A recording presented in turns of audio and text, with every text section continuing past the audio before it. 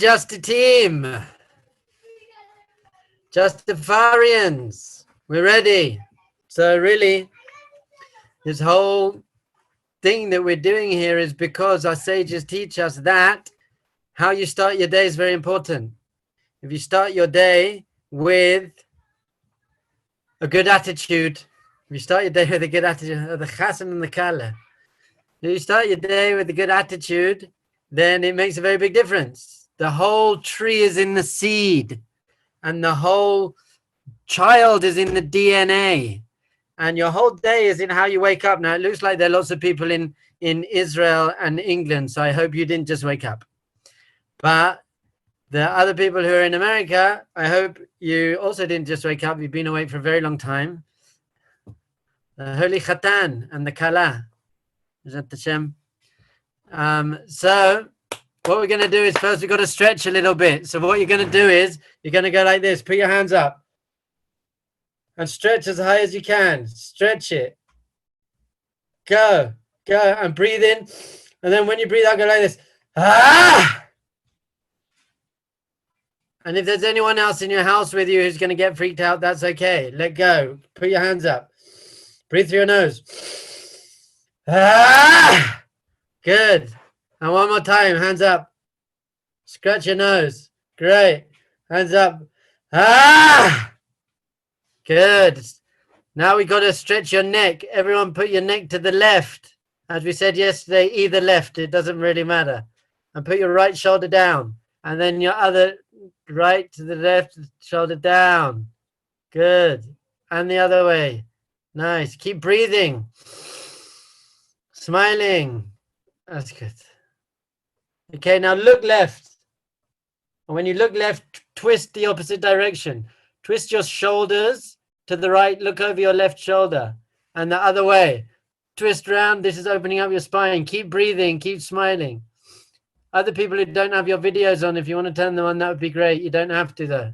Now gently, neck all the way around. Breathing, smiling. Oh, that's good. So as we said yesterday or on Sunday, we're going to do it again. It says in the Shulchan Aruch, the book of Jewish law, that you have to wake up like a lion in the morning. You have to wake up like a lion. And what that means is you have to do lion pose. Anyone who knows yoga has done lion pose before. This is what you do. You breathe in through your nose like this. And then when you breathe out, you open your mouth as wide as you can. And you stick your tongue out downwards. And you open your eyes as wide as you can and you look upwards.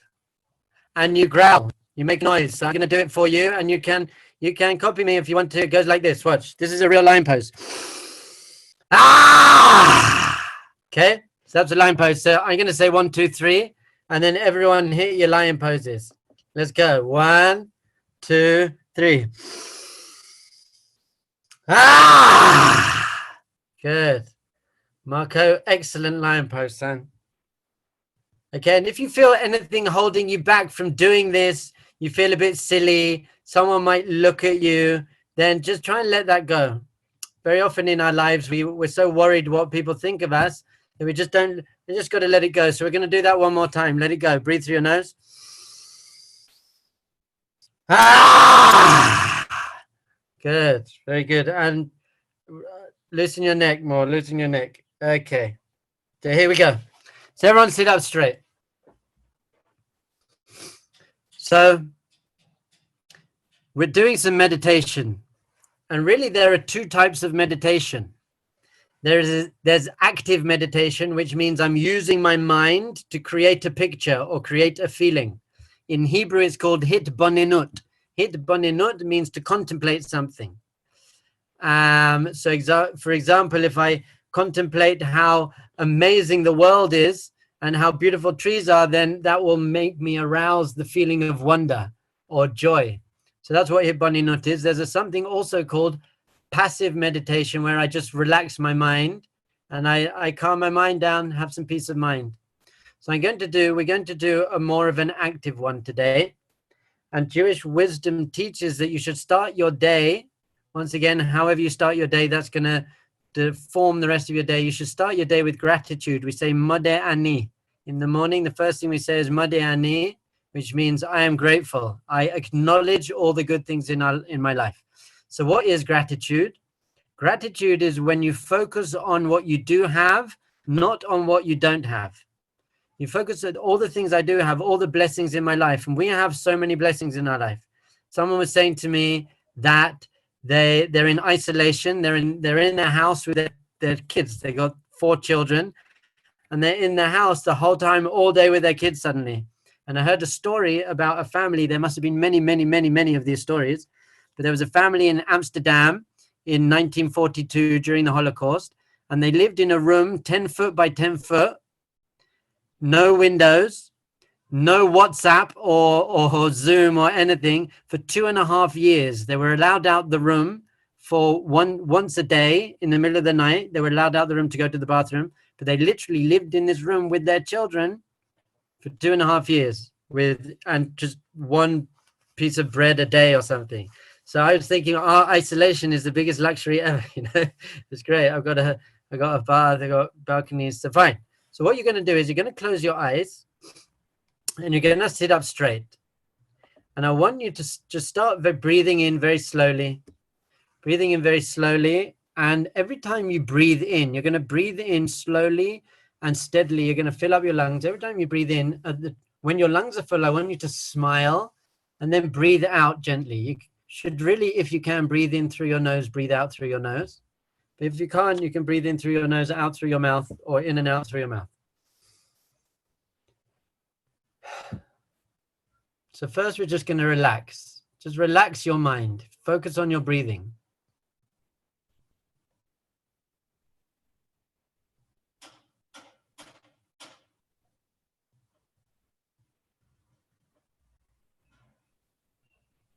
And now I want you to just start going around in your mind everything that you're grateful for.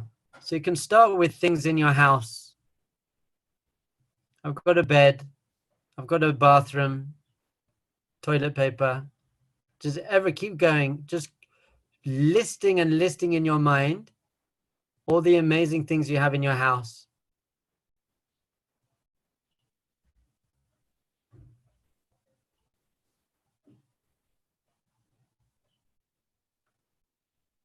And if your mind comes in and starts sabotaging this and saying, yeah, but I don't have this, or you're focusing on what you don't have, just smile at your mind and say, okay, I hear that, but I'm just focusing on the positive, on the amazing things I have. And remember to smile. Just smile. It's all okay. Don't try too hard.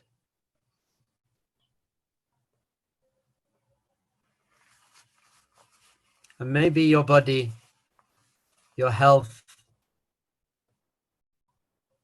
the fact that your heart is beating, that you've got legs, eyes.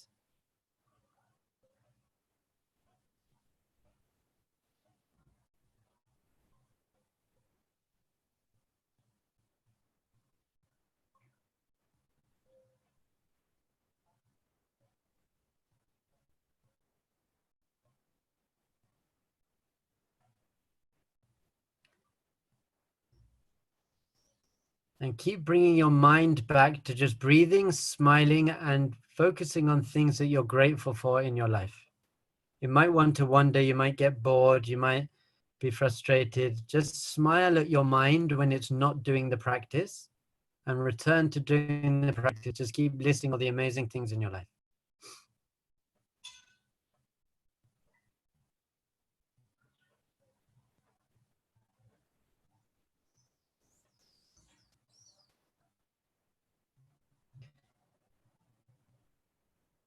So we've got 1 more minute.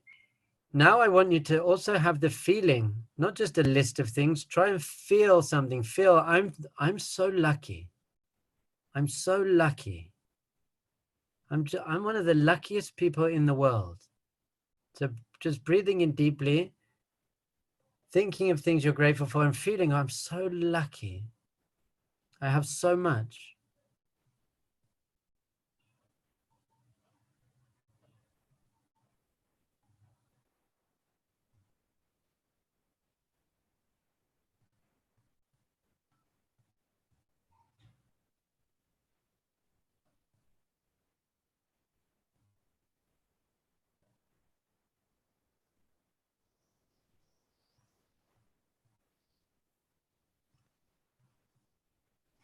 So we're going to stop here, but throughout the day, whenever you start feeling down about something, or that you wish you had something more, just start tapping into again this feeling of, I'm so lucky, you know what? Okay, there is more I can have, there is more I want, but I'm really lucky. I have so many good things in my life. I love you guys. I'll talk to you again. We're moving on to the next power session. Thanks, Dov Bear. Good morning, everyone. Hope you're all doing really well. This is Jamie over here. I'm going to hand you over to Shani Solomon. Ooh, hello. Okay, sorry, I'm starting my video. Hi, everybody. Okay, so we're going to talk for the next 10 minutes a little bit about demystifying anxiety. Okay, so what we were talking about last time is that anxiety is not something you have to fear particularly. And the more you don't fear anxiety, the less of a hold it has on you. Most people do describe anxiety as having quite a strong hold on them. But what they don't realize is that anxiety is just a lot of layers of thinking. Okay, so we're going to try to demystify it a little bit. And hopefully in doing that, just loosen the hold a little bit, okay, on what kind of people are experiencing. And it is quite funny that as soon as that starts to fall away a little bit, then what's left is calm, really. It's not like people are like, you know, people often say to me, how do I get rid of anxiety? How do I make it go away? How do I just, you know, think about something else and make it go away? And it's kind of the same thing as saying, how do you not think about pink elephants that are fluffy and hairy and running at you and the weirdest thing you've ever seen? Okay, you can't really do that. It's not really possible. That's not the way our minds work. You can't stop thinking about something that you're thinking about a lot. But what you can do is a little bit take its power away. And when you take its power away, it does slightly just naturally fall away. That is what anxiety does. That's its function almost, is to create a storm in our minds.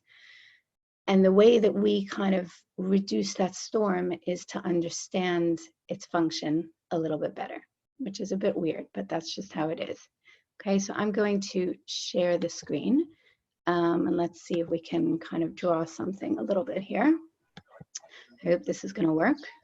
Yeah, I think it's going to work. Okay, this is the fun bit actually, where I get to draw. So, gotta have fun, right? So, what we're going to do is like this. So this, remember I was talking last time. Somebody's microphone is on. Just wondering if the host wants to silence everybody except for me. Is that okay? There's a lot of feedback with somebody's microphone. Okay, not happening. Okay, great. So what anxiety is like this. Okay, I'm not going to draw this beautifully, but we're going to try. Okay, this is one big thought, right? We were talking last time about the fact that we have 150,000 thoughts every day. Okay, approximately 150,000 thoughts a day. Most of them don't mean much to us. Most of them are really quite technical things.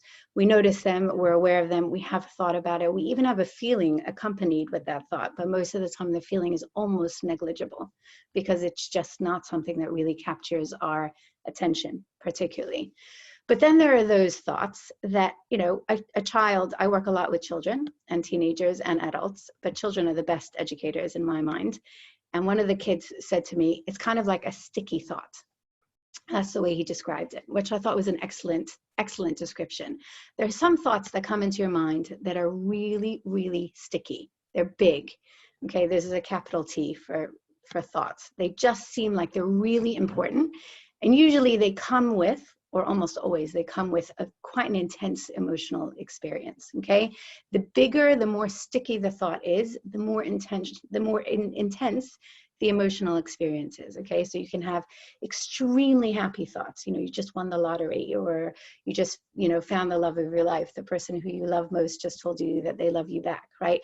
Very deep, intense, exciting, amazing thoughts. There's also, you know, some thoughts that are difficult thoughts, okay? And those usually are the ones that have become stickier, okay?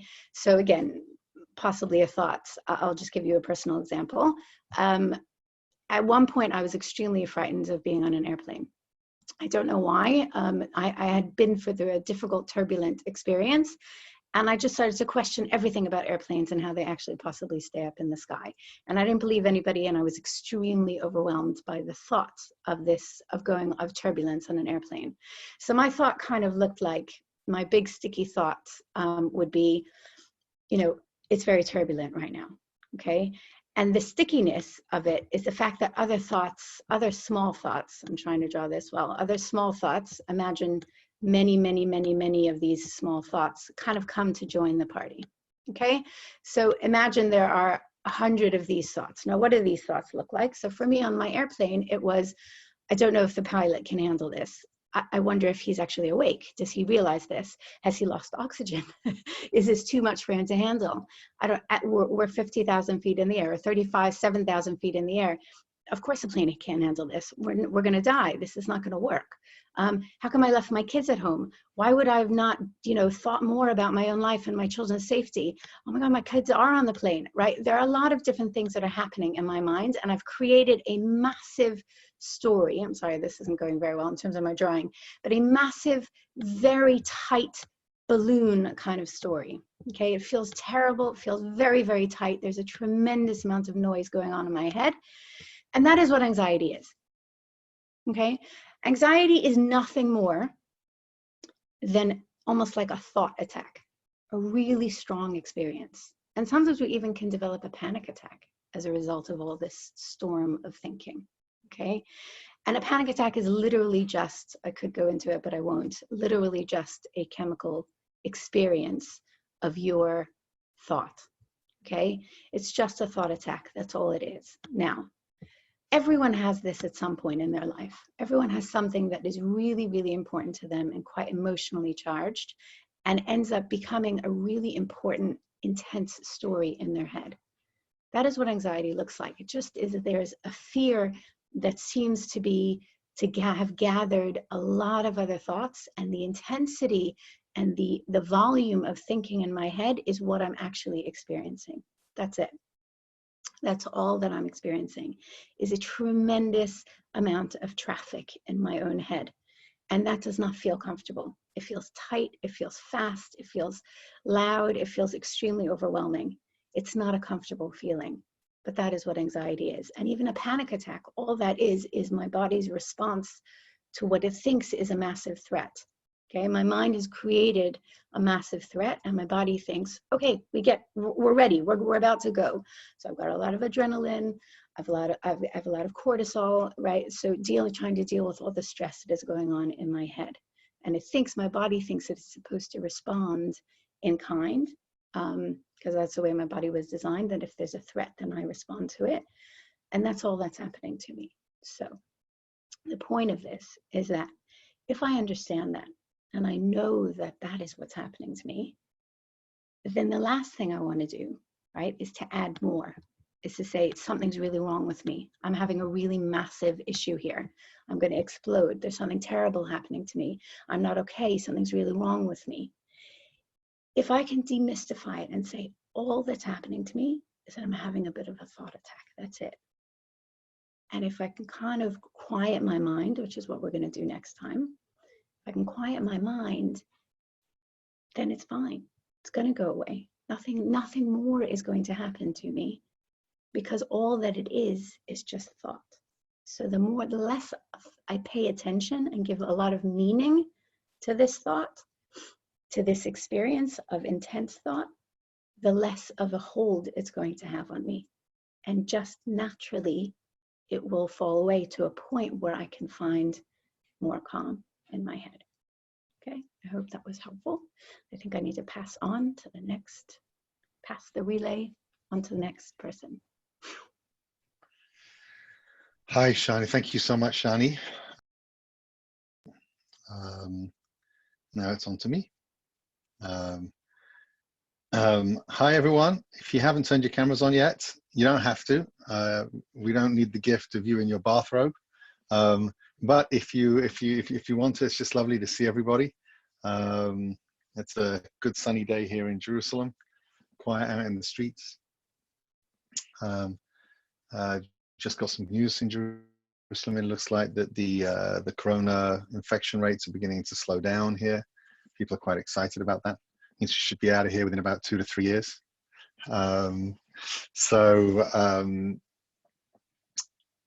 Today I wanted to focus the insight session on purpose and meaning, on the idea of purpose and the idea of meaning. I got to tell you that when I was a kid, when I was a young man, it's a long time ago now, I'm 49 now, but when I was 18, 19, it bothered me the whole time. When I was in boarding school, I started out university, bothered me tremendously. Like, what am I really doing here? Like, I'm here, I'm enjoying my life, I'm in a great university, I'm having a fantastic time, I've got wonderful friendships. But I always had a feeling inside of my heart, it's just like, but this isn't it. It's not, there's nothing wrong, but this just isn't it. And over my years as an educator and working in volunteering and social justice and all the stuff that I've been involved in for the last, I don't know, almost 25 years now, it's been a constant refrain that I've heard from people. Not everybody, definitely not everybody, but I would say a significant and huge majority of people are really bothered by this question of kind of purpose and meaning. If you think about it, it works a little bit like a panic attack, a bit like, as Shani was explaining before, like a thought attack. You know, you're in school and you're 16 and you've got these exams. You're 18, you've got these exams. Now you've got to choose college. Now you've got to go to college, and college is fun. And then there's the end of semester. The college is fun, and there's end of semester. And what about my internship? There's so much going on around us that is supposed to be good for us, that it becomes really difficult to kind of take a step back and really question or answer, the question that's going on inside of us all of the time. And that is, why? And like, what is the purpose? And why am I really doing this? And there's kind of 3 reactions that I've seen. The first is to answer it in a superficial way. The goal of my life is my 6-pack and my bank account type of thing. Okay. And people answer that. People answer it that way. I've never been able to answer it with either of those, because neither have been within reach for me at any point. Yeah, but I can still dream. And I'm going to use that example. Okay. So you can answer it kind of superficially. Oh, my this and my that. Okay. My car. My house. My this, that, and the other. And we want cars and we want houses. I'm a parent. I'm a grandparent. We want to have money to be able to help our children out, and a nice home to have people over in, and have our children come and say, of course, yeah. But goal of life, no, it never worked for me. Okay. The second that I've seen is what I like to, is like I call it the I don't know. It's like, I'm deeply bothered by the problem. I don't have an answer. And I gotta take this call right now, or I gotta go to work right now, or I gotta this, or I gotta that. And now it's even worse, right? If I give like a superficial answer, at least I can pretend. But when I'm saying, no, that's not the answer, and I'm feeling the pain, but I gotta go, I gotta do, I gotta this, I gotta that. What can I do? I can't get to it. Like, I feel the pain of it and the frustration of it, and like I'm burning time, right? And this is kind of really my perspective on this. I don't really know what's going on in the world right now, okay? But like, it's like, without getting into the politics of this, whether you look at the kind of questions of economic inequality, whether you look at environmental challenges, whether you look at the kind of just the life stuff that people are struggling with, relationship breakdown stuff, right? Everyone knows it's a problem. Everyone knows it's a problem. And no one knows what the answer is. So the world has been kind of living in this pain. And most individuals that I know live in this pain because we're conditioned. We come from a society where we expect that if we do this will happen. Okay, and it's not just the West versus the East. In religious society, I'm part of a religious society here in Jerusalem, let's say. You know, you hear it from teenagers all of the time. I thought if I studied this and studied this and studied this and studied this, I'd become a righteous man. I'd become a holy man. I'd become a wise man. And like, it's much harder than I thought. It's not happening, right? This is a universal human thing. It's what allows us to grow. There's no simple solutions to this stuff. Never let I'm a rabbi, right? Never let rabbis tell you, oh, the solution is really easy. All you do is just do this. You know, it's not true. There's always growth. There's always growth. It helps if you're aligned with truth and reality than if you're heading down a path that's going nowhere. Of course, right? Of course. And that's what, you know, a good Jewish educator would be teaching, of course. No simple solutions, but truth, of course. Yeah. Truth versus not. But anyway, okay, the point over here is that we struggle with this concept of purpose. And I feel that in a strange way, and it's not my thought, everyone's heard something along these lines, that the shutdown that's just happened is allowing people, whether they like it or not, it's allowing them the time that they need to really focus on elevating themselves out of, oh, my car and my six-pack, and into, I really don't know, right? I really don't know. And hopefully, the real quietness of this time, is going to allow for people to take it from the I don't know, right, into a little bit more of a deeper perception. Just as another point of introduction, our heritage says, Maimonides, the famous commentator, the famous legal mind, philosophical mind, you know, he mentions that what is the world supposed to do? What is the Jewish people supposed to do? What is a Jew supposed to do when the whole world is in trouble? This is not the first time that we've been in trouble. It's the first time anything like as crazy as this has happened, right? The whole world shut down. And also we can watch it. We can see it on our screens, right? Totally connected to it. Oh, how many people, you know, got sick today in Iceland? Oh, you know, right? You can know immediately what's going on around you. But Maimonides says that when troubles hit the world, hit your nation, hit your family, hit you as a person, let's focus more like on a national communal challenge. He says it's incredibly cruel for a human being to just say, this is just the way it works. We'll get through it and then go completely back to normal. From a spiritual standpoint, he says, you know, the universe responds to us, we respond to the universe. Hashem is involved. It's really important to ask yourself, how do we as a society, how do I as an individual need to change? And I'm going to speak a little bit more about that in the session I'm going to do on Thursday. We're going to be looking a little bit at kind of Tikkun Olam, at the concept of Tikkun Olam, and how we're supposed to fix the world and what that really means from a Jewish standpoint.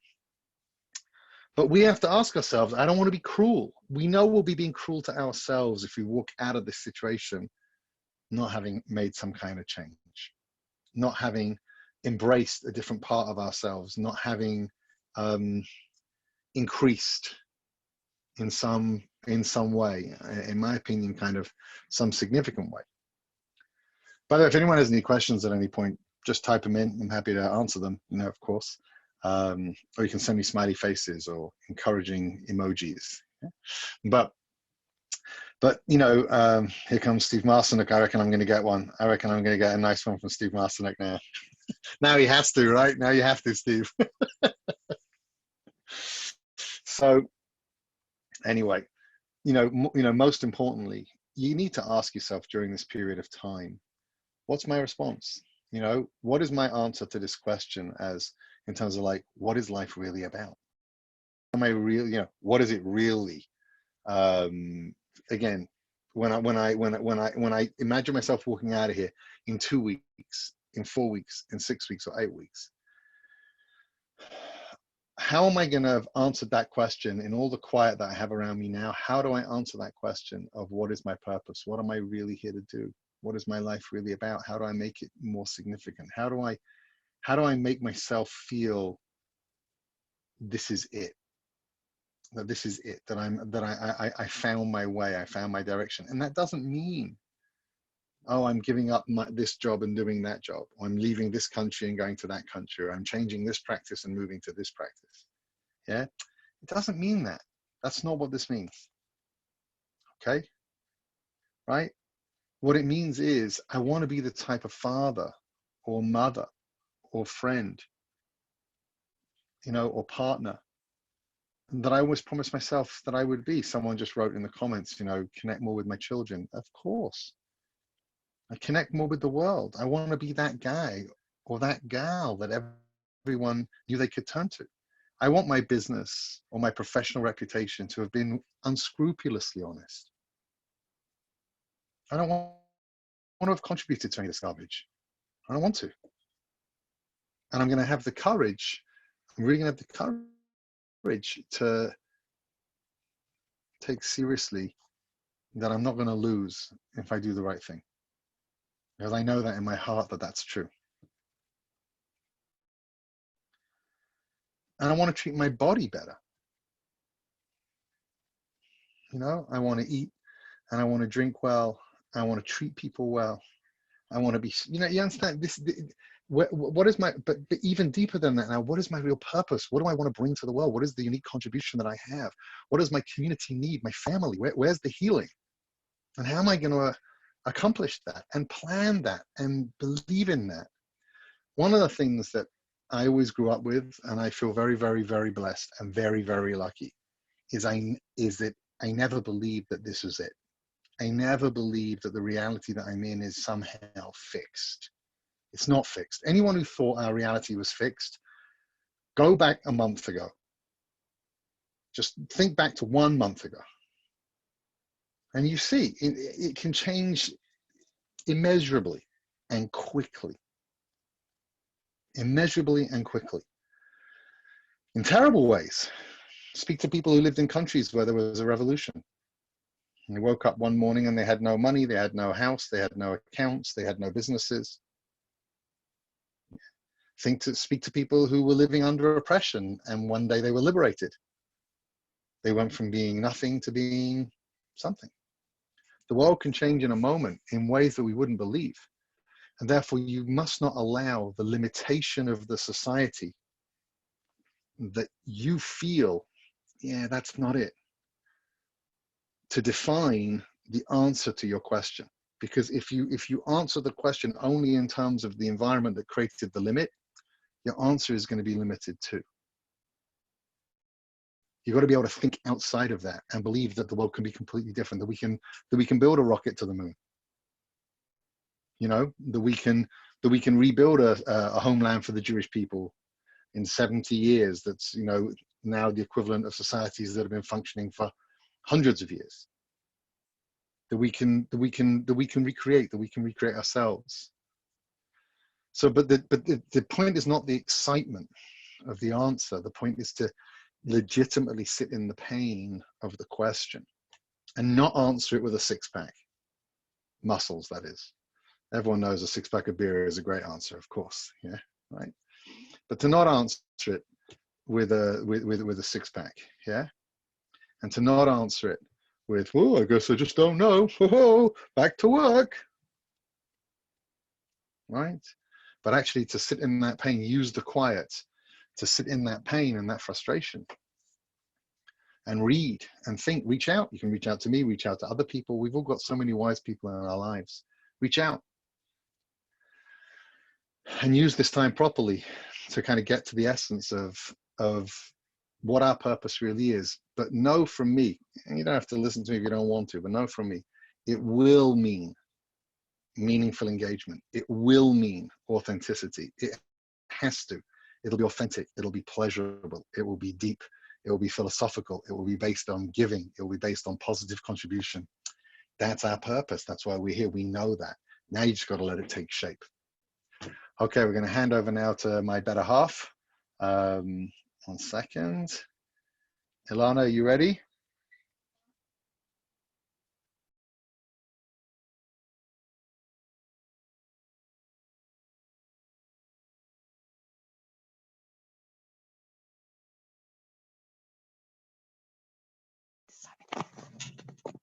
Hi everyone, me again. This is so much fun. Okay, so we are heading straight into part 2, but we're going to make sure that everything's standalone, so whatever you join in will be something to gain from.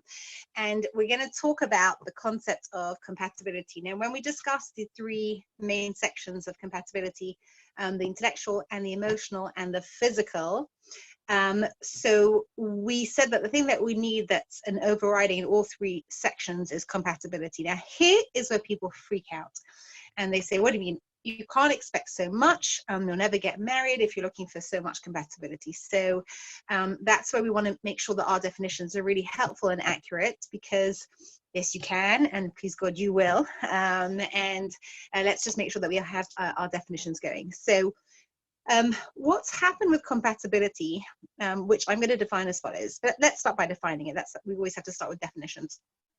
Compatibility means, certainly in this context, who I am and who you are together head for healthy growth.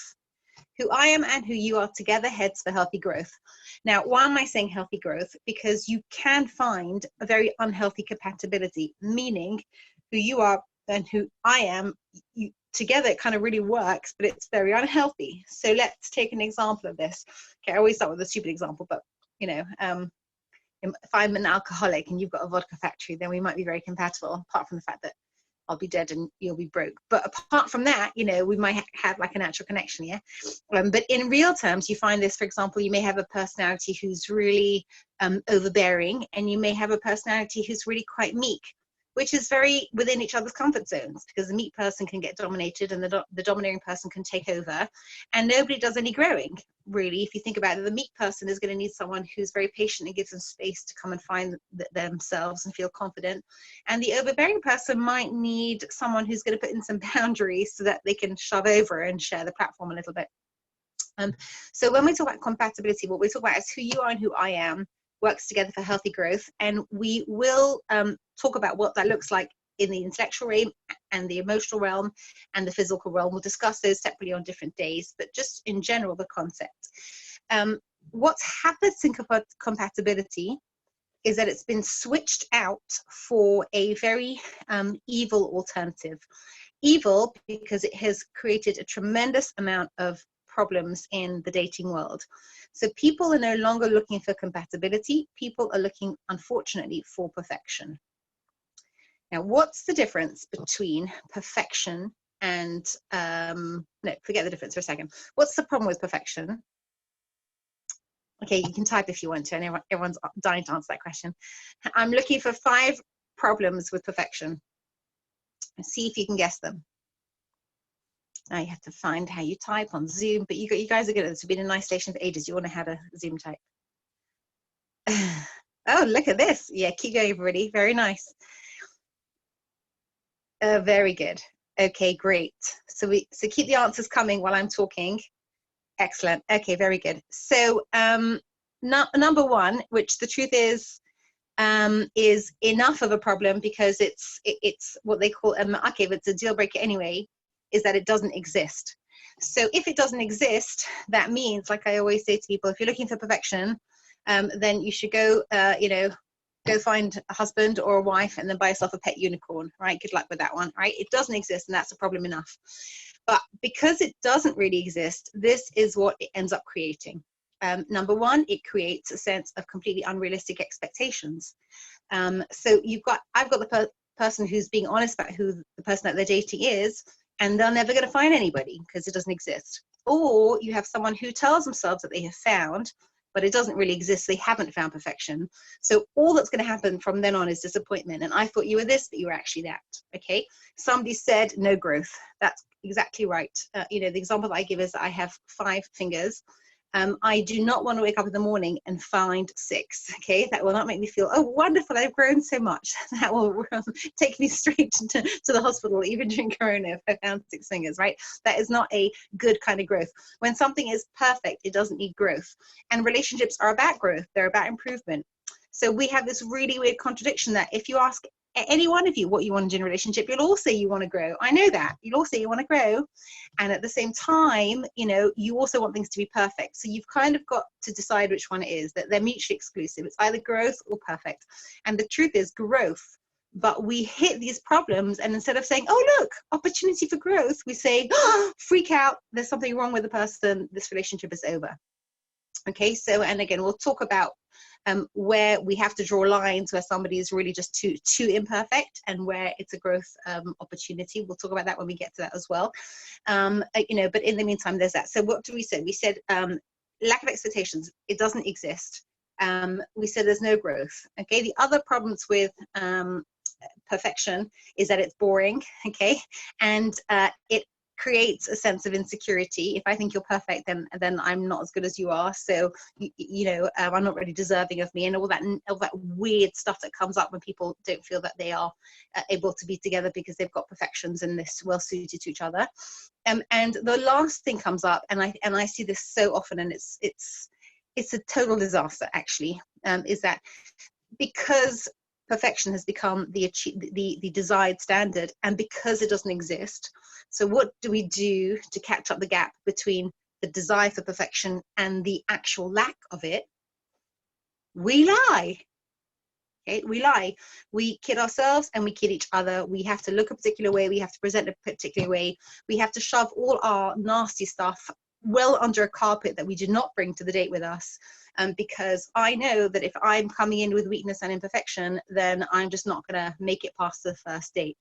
So instead of having a situation where weakness and the realities of what our needs are and our imperfections and our growth as being part of the conversation as to whether we're well suited, we end up pretending that, you know, everything's great because we're just terrified that, you know, we're not going to make it past the first date. So if you like, we've gone from being jigsaw pieces to tiles. Okay, jigsaw pieces are all a little bit imperfect, but you know, you're imperfect, I'm imperfect, and together we can just, like, you know, fit well, and then we can make something look beautiful.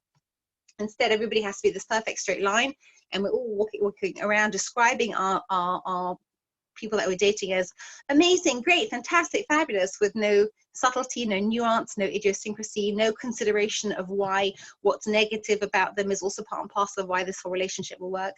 You know, I know that when Jamie and I were dating, you know, part of what really made us, I think, both realize that there was something here was not just the discovery of what we really liked about each other, but also the discovery of the things that weren't great, and the ability to go home and say, okay, hold on, there's flaws, there's imperfections.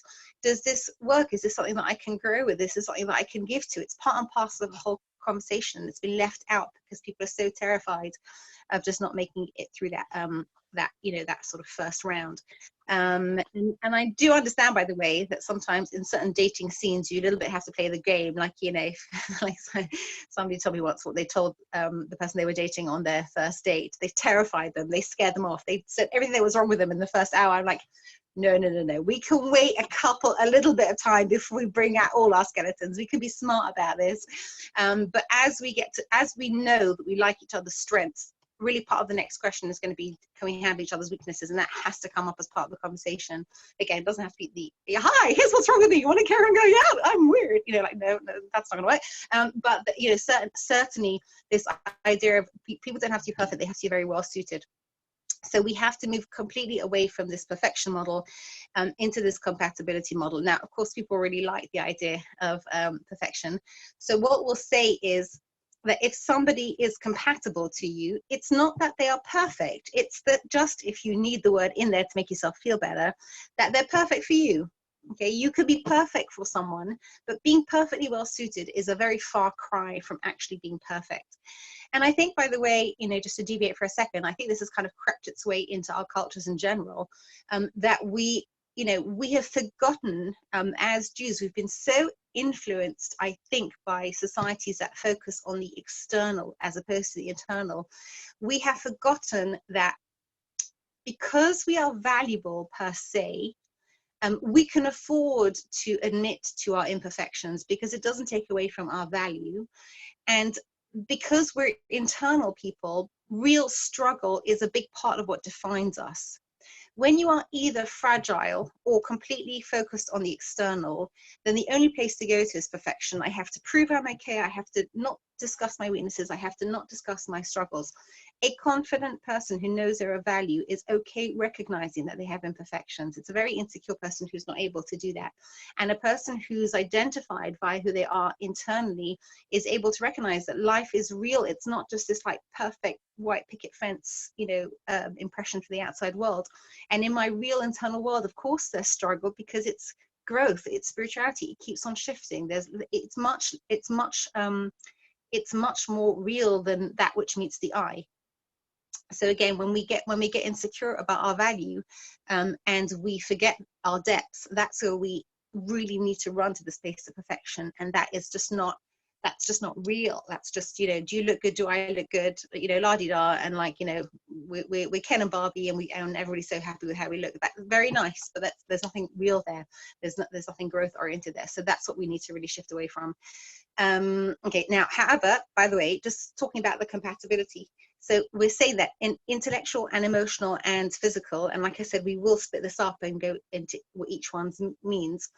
The claim of the idea of the IEP is that if you have even 80% compatibility, but in all three areas, you have more chance of making a relationship go the distance than if you have 100% compatibility, but in only 2 out of 3 areas.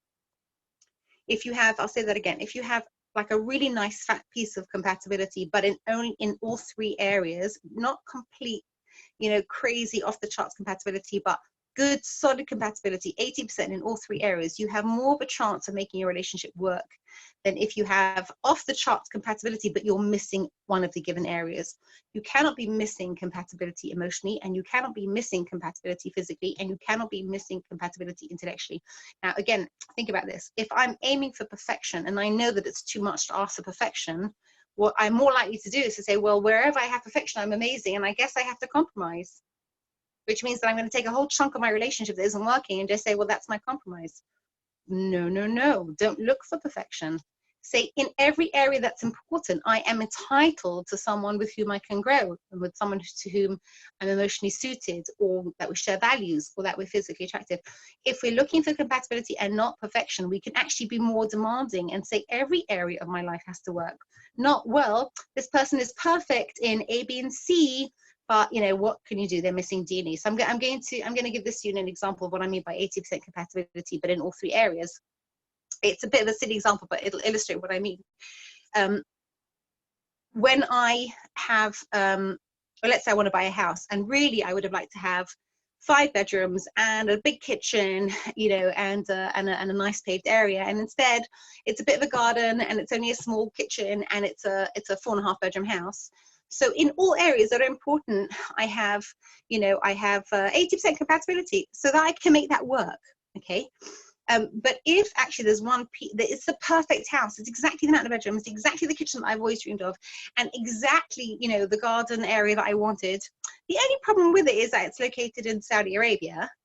Okay, so forget it. You don't want 100% compatibility in only some areas. You need a reasonable amount of compatibility in all the areas that are really important to you. Otherwise, the piece of your relationship that's really missing is going to come back to bite. Okay, so that's today's message. I think I'm out of time. Am I out of time? Oh, 1 more minute. No, I'm good. That was it. If anybody has any quick questions, I guess, for 1 minute. How can we calculate our compatibility?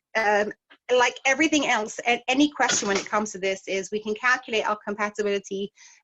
We take it out of the realm of science and in the realm of art. The more we know about ourselves, the more I know. I don't have to say, oh, I've got 97%, do I need 95%? I can say, this is an area that I know myself is important to me. If this isn't stimming, if this isn't working, this is just not going to work for me. This is an area where I've got a bit more leeway because I like this, but I'm okay without this. You can only do that based on self-awareness. Move this out of science and into psychology, or into art, into self-awareness, and you'll be able to answer the questions. Is this a bit of compatibility that I'm willing to be responsible for forgoing? Because this is not going to, like, you know, be a deal breaker. It's a self-awareness answer. Okay, that's it. Our minute's done. Thanks, chaps. Have a great day. See you in 2 days' time. Looking forward. Pleasure. Okay.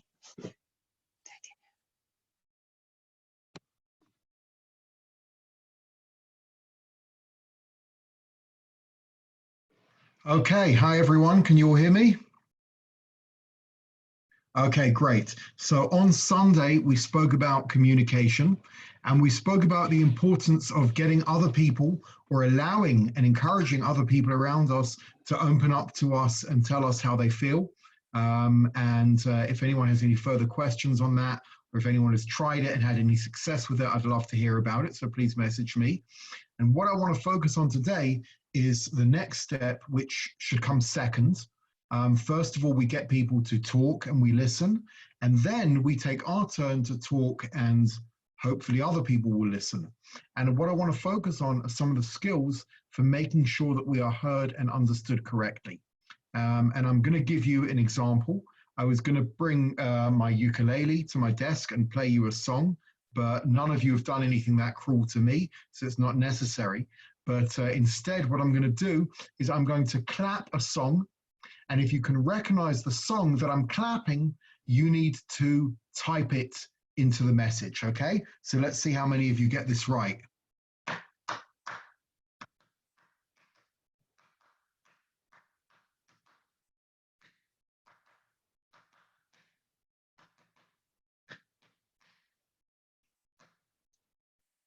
No one's typing. I think I clapped it very well. Okay, you know what? I'm going to knock it out, right? I'm gonna tap it out instead, okay? If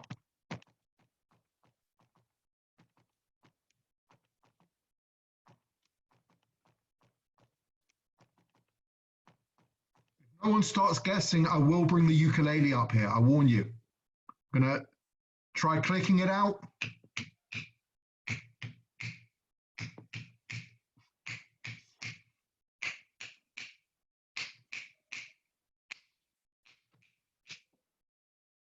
Now, no one got it, right? Some people are saying there are sound issues. Who did hear the tapping or the banging or the clapping, but could not identify the tune?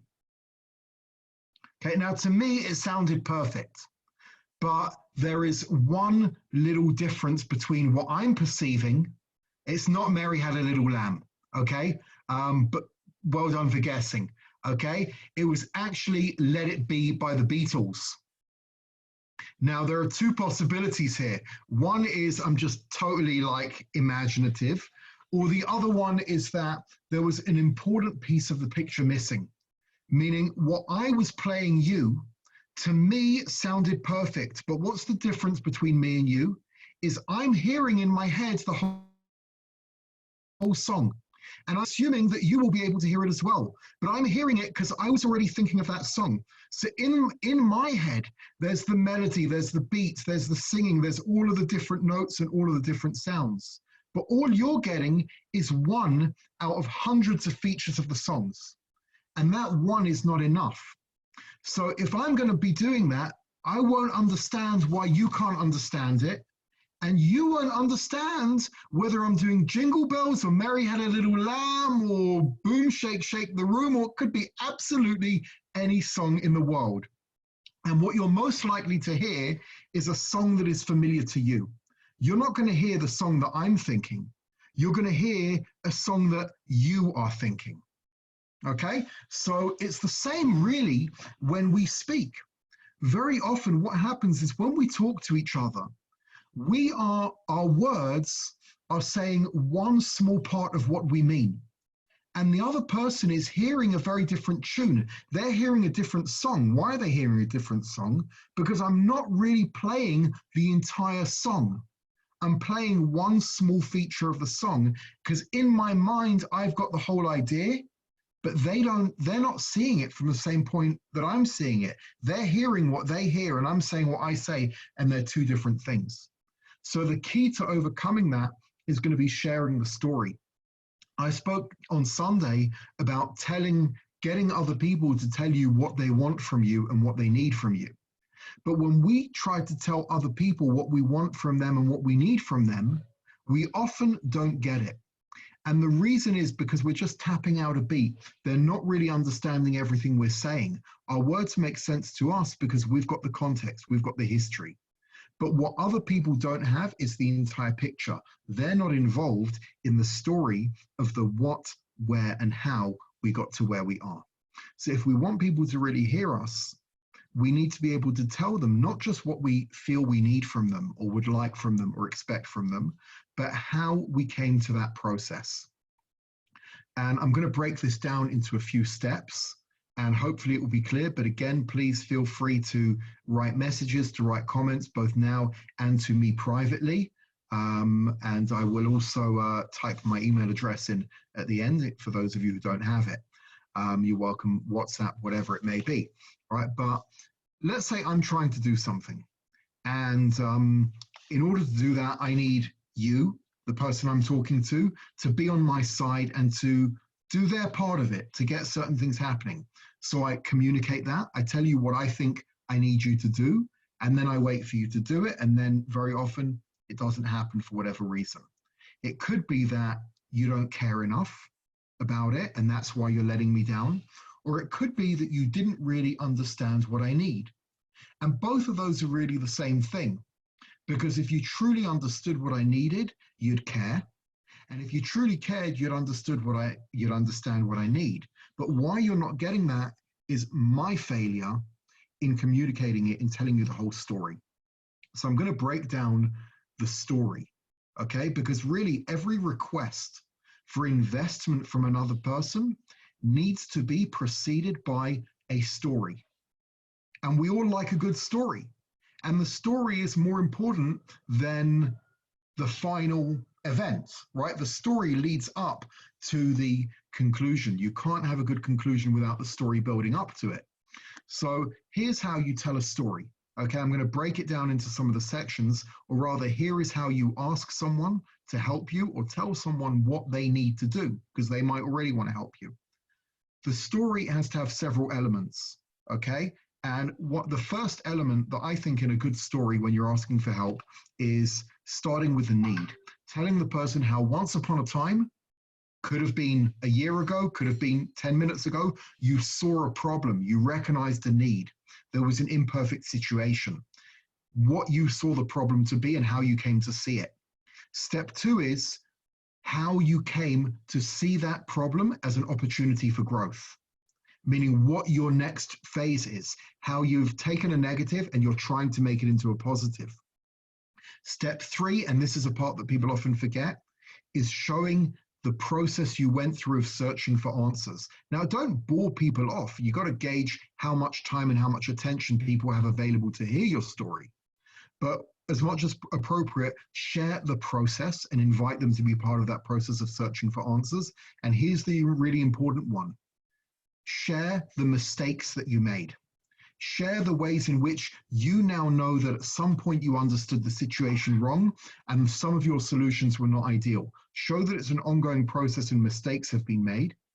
Show step 5 now is show that you are willing to boldly move forward, that you're taking risks, that you're investing. And then step 6 is inviting others to be part of this story, is inviting others to take part in it. Once a person has heard all of those steps of the story, there are 2 things are going to happen. One is really 3 things. One is they're going to be more invested in the story. They will care more, which will give them the energy to be a more productive player in your story and help you out in a better way. 2 is they will know exactly what it is you really need because you've played the whole song. You haven't just clapped. They're not just hearing the beat, which is your final request. They've heard the whole song. And the 3rd thing, and the most amazing thing, is they will actually see parts of your story in a more clear way than you already saw them and be able to contribute in ways that you wouldn't have even thought of asking them for. So that's the idea. I hope it was clear. And as I said, anyone who wants further information, I'm going to just quickly type in my email address right there. And you're all welcome to get in touch with me. Let me know if anything from either today or Sunday you need clarification of. And if anything I said today or on Sunday you disagree with, please let me know and if you want to discuss. And also anything that I said that you tried to put into action and it worked, I would really, really love to hear about that. Okay, so thank you all so much. There's my email address. And stay healthy, please, and have a wonderful day. And see you again on Thursday. Thanks, guys, for coming. It was so wonderful to see you all. Feel free to reach out to anyone else from Justify or in your friend circles to join this fabulous initiative. It's so gratifying to see everyone smiling during this process. Feel free to send us feedback, anything else you'd like to hear about, positive or anything constructive you'd love. We'd love to hear from you. Lots of love to all of you, and see you soon. See you on Thursday.